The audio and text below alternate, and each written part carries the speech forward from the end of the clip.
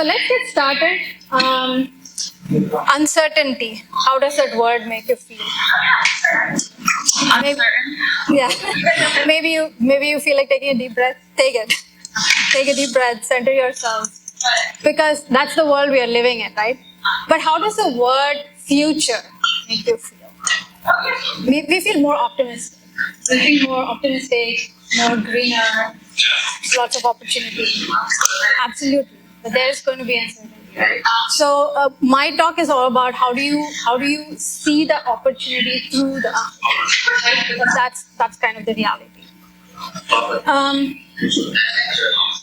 want to thank our sponsors today for having this space, bringing all of us together, and making sure that we have a good time today. So let's be grateful for that. And then quickly moving into the agenda, right? Like there are just 3 topics I want to talk about.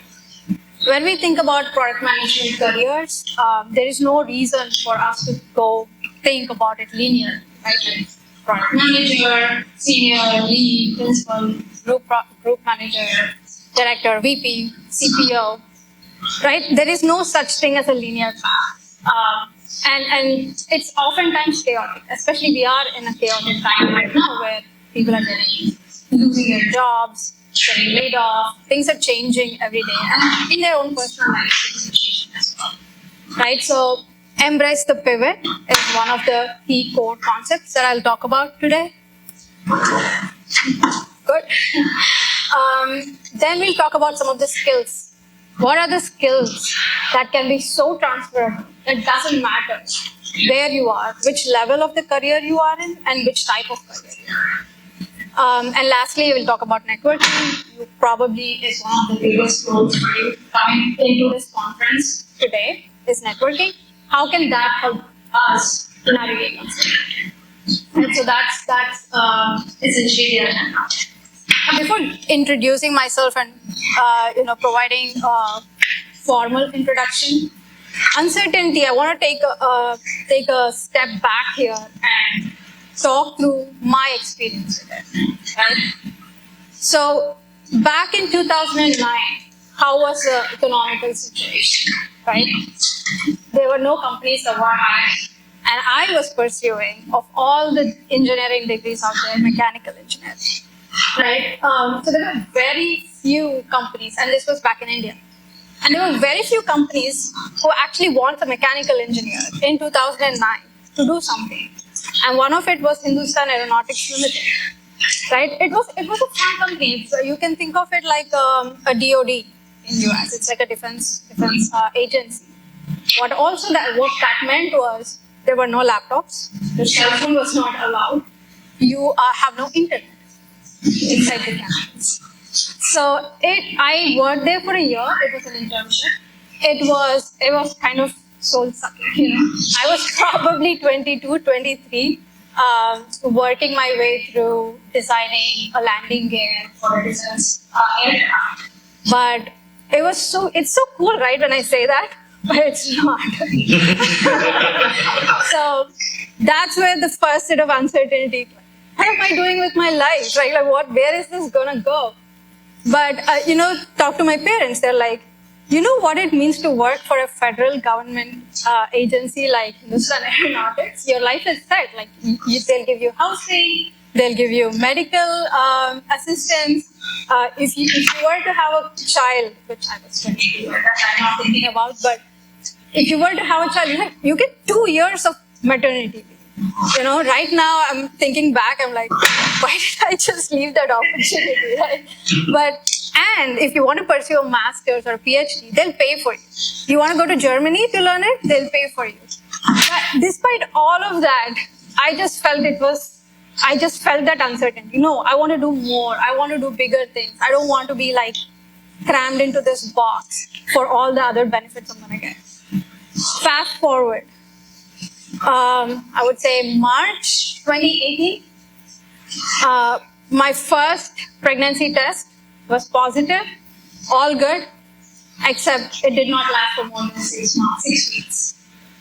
Second one, July 2018. 3-4 weeks into it, gone. October 2018, positive.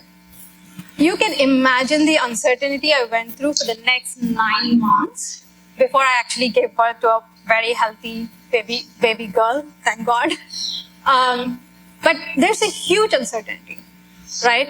How do you deal with it? How do you get through it? And that's just one of the most life-changing moments for me. But fast forward, May 1st, 2020. We are all home. It was a Friday. We were making pancakes. My parents were visiting. My daughter was like 10 months, 11 months old. Every time I make pancakes on Friday, it's just a trigger. But I get a call from our VP. Hey, are you joining this call? I'm like, what call? I don't have anything on my calendar. It's a 15-minute call. The HR wants to let us know that the entire Austin office is going to get laid off. You have a month to figure out everything, right? And I'm on a visa. I'm still on a visa, which means you have 60 days to figure out everything. 10-month-old, bought a house 10 months ago. And that's like, I'm pretty sure all of you are linking to your own life stories, and I'm telling you my story, right? It may not be a miscarriage. It may not be a layoff. It could be something else that you're going through. But that's the reality of life. That's what my pitch was. Like, the change is the only thing that's constant. So this experience made me learn a thing or two. And let me talk about my career, right? So I started as a mechanical engineer, went to A&M, College Station, not far from here. And then moved into a company in an application engineering. And that's what I thought I'd do. I did my mechanical engineering undergrad, master's, mathematics, what else will I do? But then sitting all day long behind a computer and coding was not my thing. So I had to figure out what to do differently, but still stay in the realm of technology, right? So that was technical marketing. From there, moved to product management, and from there went to product marketing, and now I'm in corporate strategy, which is, I wouldn't say completely different, but there are a lot of the things that I did in all these different roles that I kind of carry forward. So one of the key points I want to mention today is those transferable skills, how to navigate when things go south. And I got laid off. I had to quickly pivot from product management to product marketing. There were a lot of things that I could take with me to product marketing and run with.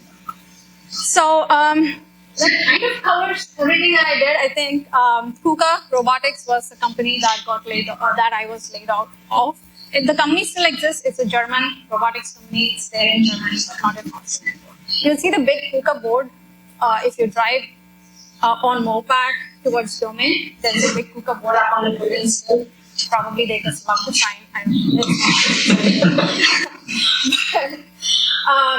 know. I do have a very active girl. She's 5 years old now. She's busy, very active in the women in tech community. And then I do mentor a lot, and I have tons of mentors who have helped me navigate my uncertainties in life as well. And on the side, I do a lot of career coaching, which fills my cup in a way because, at the end of the day, there are only certain type of problems everybody is going through. It just comes in different flavors. So I love to sit through, ask questions, coach people, and figure their way out in their careers. So that's something else I can do. All right, embrace the pivot. What does that mean? Does it remind you guys of Ross Geller from Friends? Every time I hear the word pivot, it has to be. All right, so there are three things that I want to talk about here, right? One is a framework. So most recently, I moved to strategy, right, like 2 years ago, and my mentor and manager comes from McKinsey. So everything is a framework. Trust is a framework. Confidence is a framework. There's a framework for everything, which is good because it kind of draws some boundaries. So if you think of uncertainty, it feels infinite, right? It feels unsurmountable. But if you apply a framework to it, it's suddenly something that you can, chew it and digest it. So anyway, APR framework, we'll get into that. Some of the mindsets that essentially will help you go from thinking a certain way about uncertainty and moving beyond that into the other side, which is approaching and solving. Discomfort or staying outside of your comfort zone is really the main thing here, which will keep you going, right, through uncertainties. I love this quote. When I think I posted this one on LinkedIn some time ago, got most love. I recently came across this. I think it was a letter written, can't remember by who, but to their daughter about no one owes you anything. No one owes you anything. And moving on, so APR friend. So how do we essentially navigate uncertainty? It is through developing the skill of adaptability. And what does adaptability really mean? Ever heard of this Bruce Lee's quote? Be like water. If you pour water in a cup, water becomes a cup. If you pour water in a teapot, it becomes a teapot. That's what adaptability means. The water is just water. If it goes down in a river and crashes a mountain and makes a valley, it's still water, right? So that's that.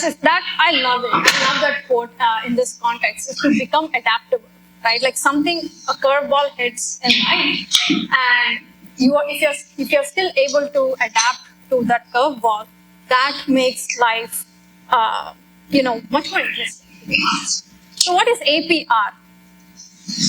Suddenly you got laid off, right? And the moment you're not like, oh, you know what, this happened for me, not to me. It's a big opportunity for me to figure out what to do. You don't feel that the first hour, weeks, or even months, right? But what if there are tools that you can make use of, such as journaling, reflecting, coaching, therapy, which help you bring awareness to the situation? Because a lot of the things that lead you to uncertainty are really things that are not in your control, things that happen externally, right? So what if you are able to bring awareness to the situation and take a pause, like just stop for a moment. For some people, the pause could be meditation. For some people, it could be taking a walk. For some people, it is doing a new exercise program. It could be any of these things, which kind of help you break that pattern.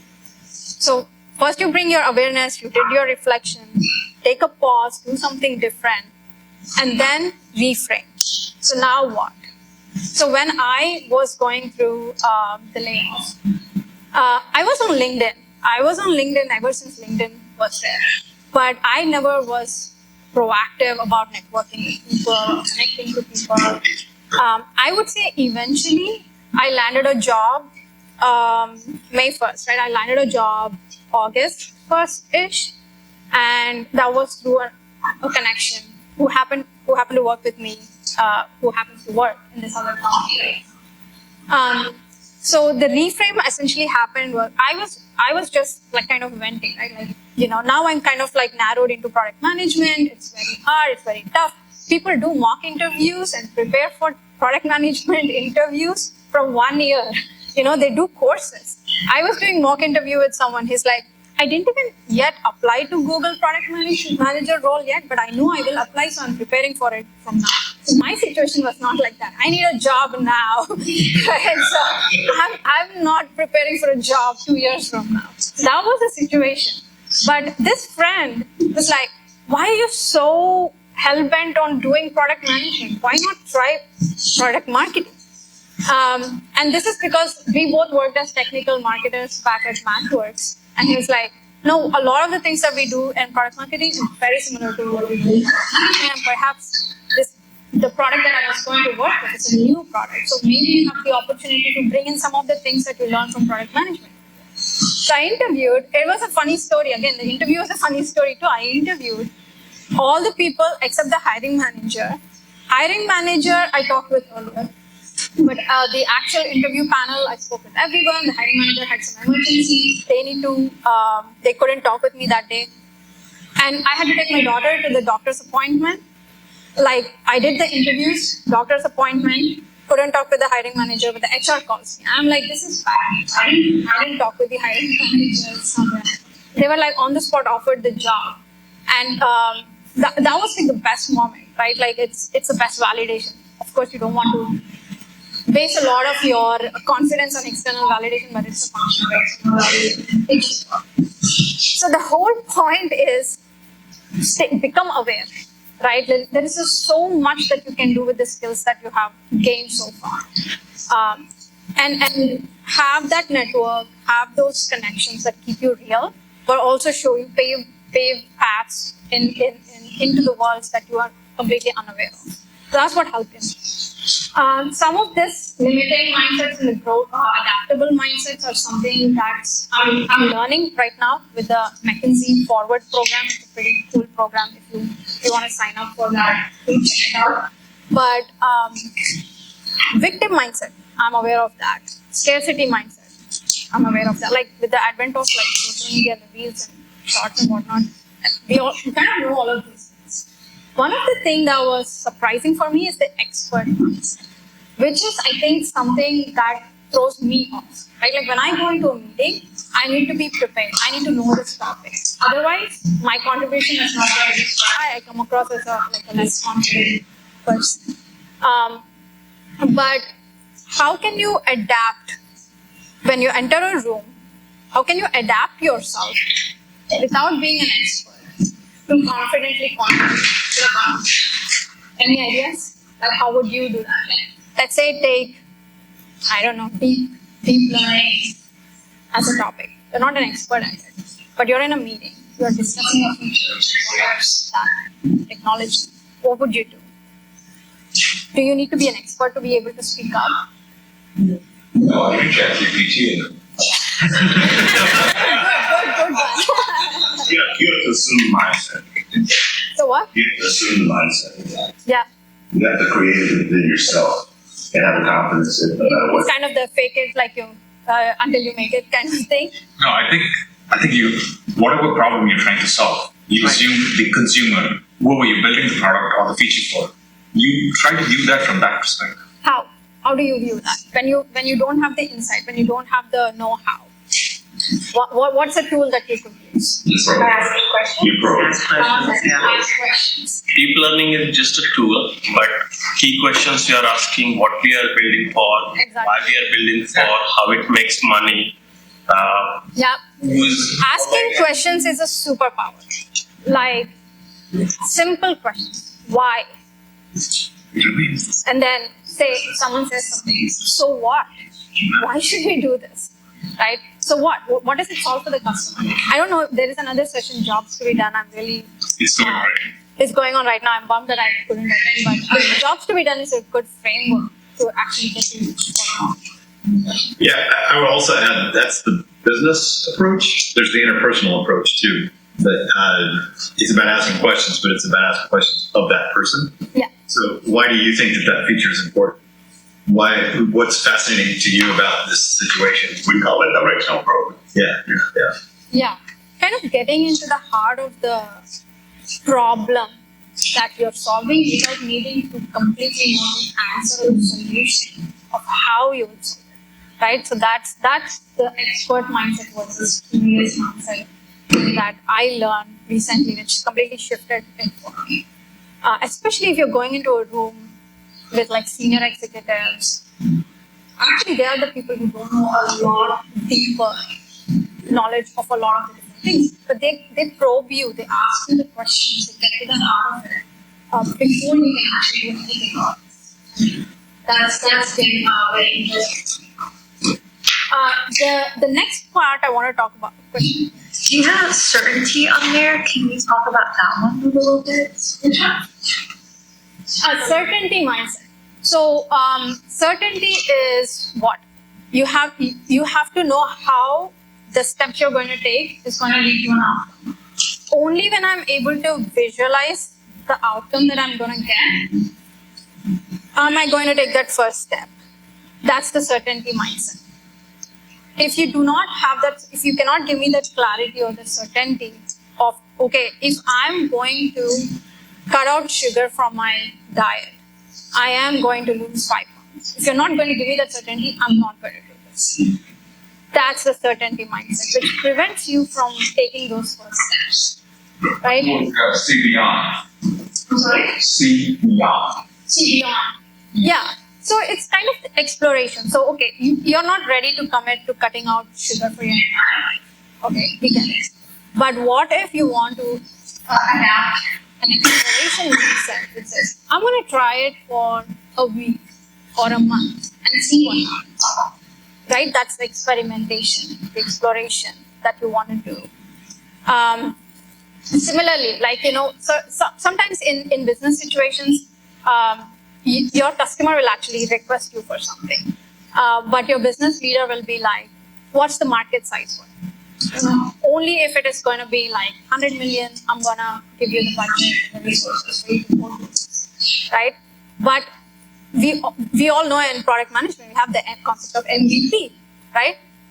That's where it comes from. Let's explore this. Let's create a small skeleton thing. Go to the customers, get the data.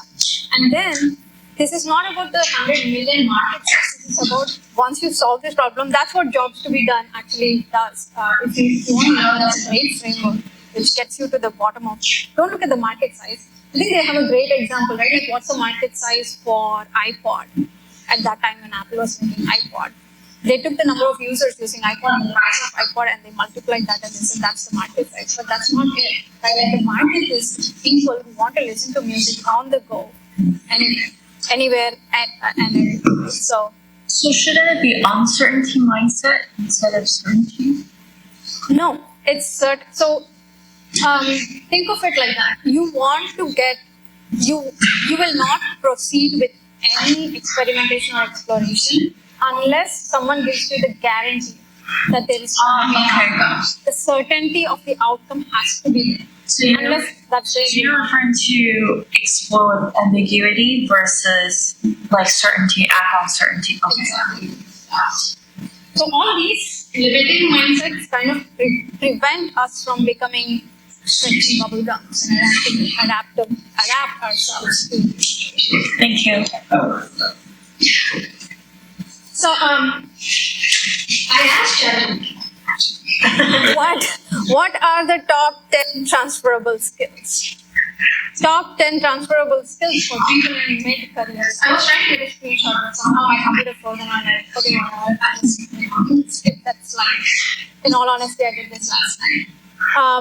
But the top 10 skills for anybody in a mid-career. And can you say like, oh, you know what, this does not apply for product managers. Is there one skill up here that doesn't apply to product managers? No. Right? Like we need to collaborate. We need to manage our time. We need to manage priorities. Actually, another learning. Priority is a singular word in English. It's not a plural. If you have priorities, then you don't have priorities. So that's something that I recently learned. It's really cool. So one of the biggest revelations for me in the recent past is separating out the learning from performing. In our school and at jobs, we are always evaluated on performance. Performance goals. You need to get, if you're in sales, you need to get, close 5 leads this quarter. In marketing, it is like, you need to get 1,000 leads from whatever you need to do. All of these are like performance goals. Versus, in order to be able to navigate uncertainty and build that, credibility, or build that adaptability, you need those skill sets, right? So learning those skill sets, separate it out from your performance, separate the learning objectives from your job. And when a time comes, when you are dealing with a situation or problem where you need to apply that skill, you can apply that skill and it will maybe 2x or 10x your learning outcome by applying it for performing something.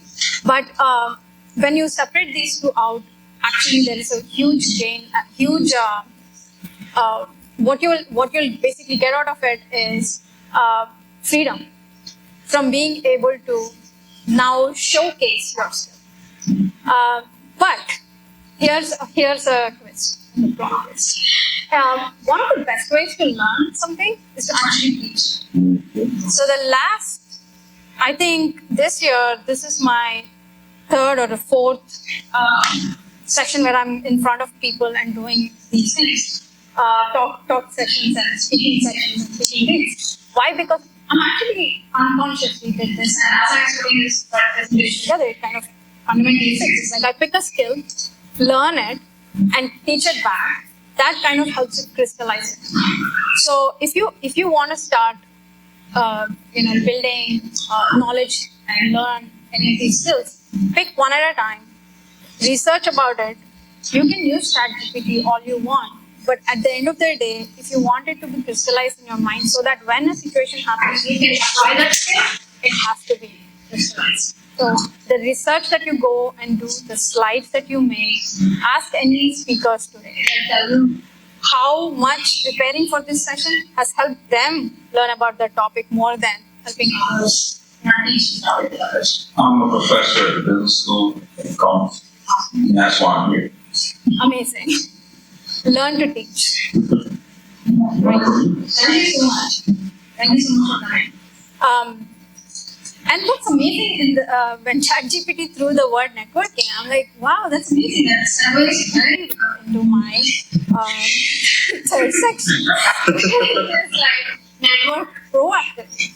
So as I said, when I went to the layoff, right, basically networking is all that does me to give up a job. And even today, if you're going around applying for jobs, just go to the website and apply. You are one of the 1,000 applications to the. I mean, if you're using ChatGPT, imagine what kind of AI tools they must be using. Standard, right? One of the talks I would suggest you to check out is Building Effective Networks by Armenia Ibarra. She's a professor at London School of Business, but she's a guest professor at business schools also.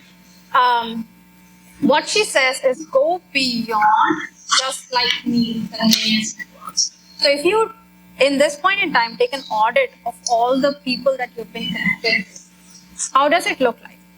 Mostly operational, like the team that you work with day-to-day basis, or personal, people that were your friends or friends' friends. How many of us are thinking about networking at a strategic level? Now, what is strategic thinking? Thinking about the future in the long term when it comes to strategic networking. What that means is, for example, let's say you attend a talk by, or a good example is Armenia Ibarra, professor herself.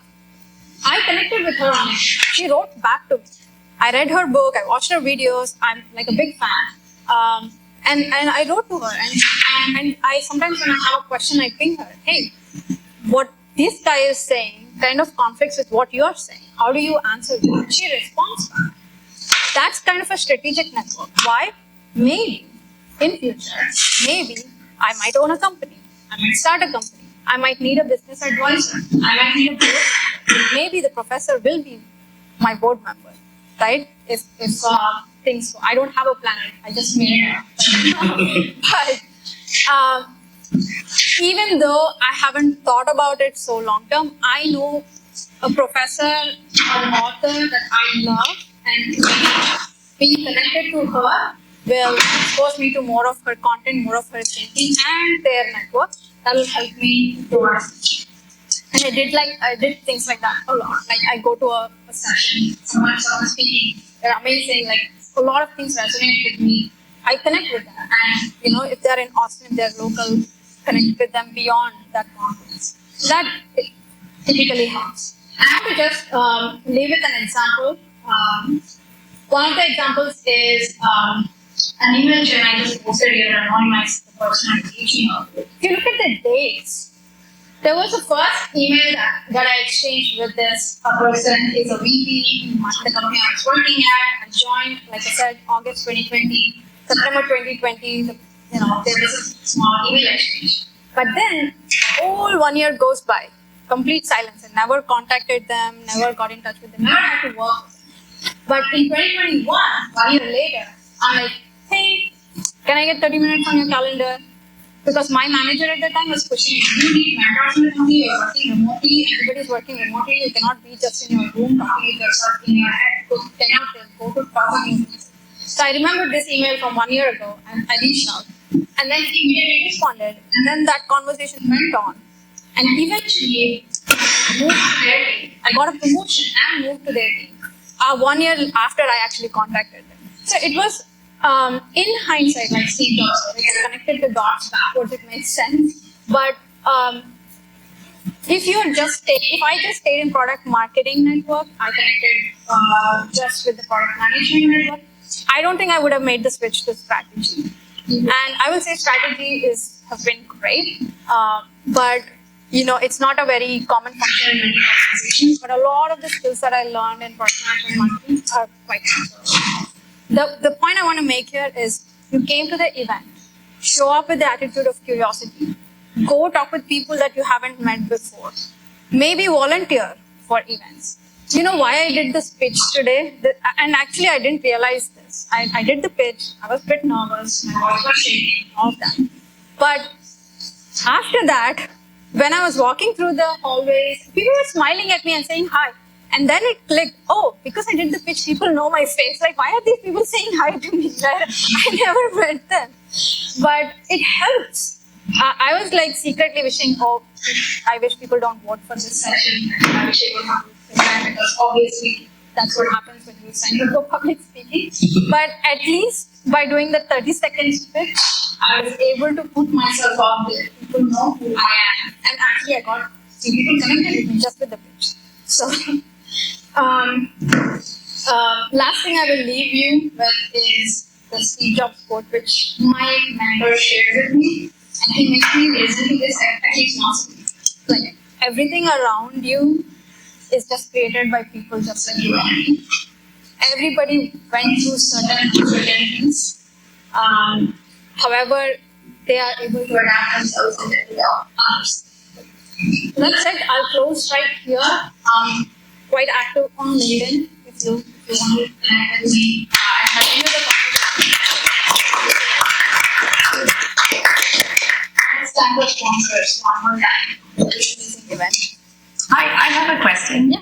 So on networking, do you have some more actionable strategies on how do we reach out to people, again, like you said, outside of your core people you work with? Like, what are some strategies? Yeah, like on LinkedIn, like I reached out to you. Like, how do I make that more personable? You do articles, you write articles, you do all kinds of connectivity, just like people, and you Network. And you network. That's the biggest network you're gonna have is LinkedIn. Yeah, actually commenting on other people's, just keeping the activity going, that helps, because that way I actually connected with a lot of people who are very like-minded.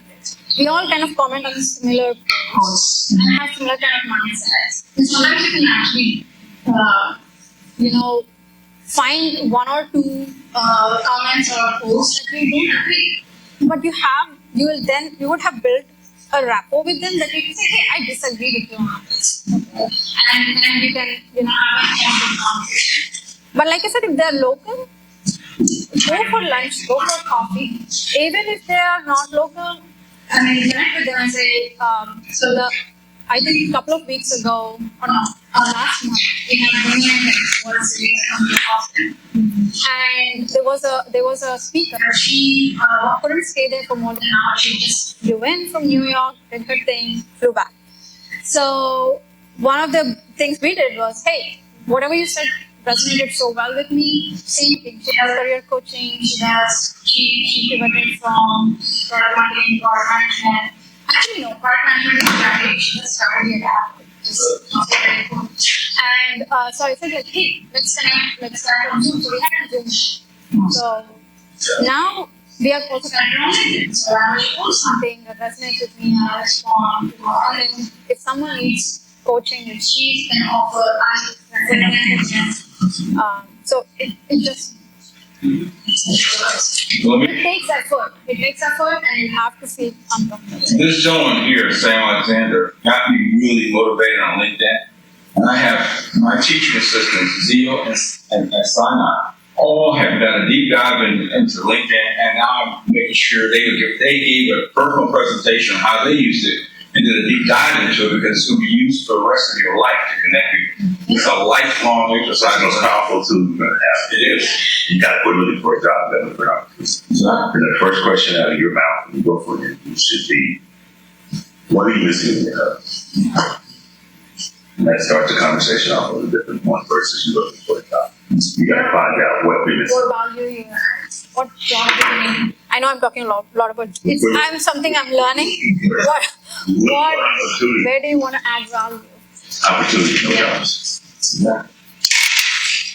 Awesome. Thank you so much for coming and staying and listening. Thank you.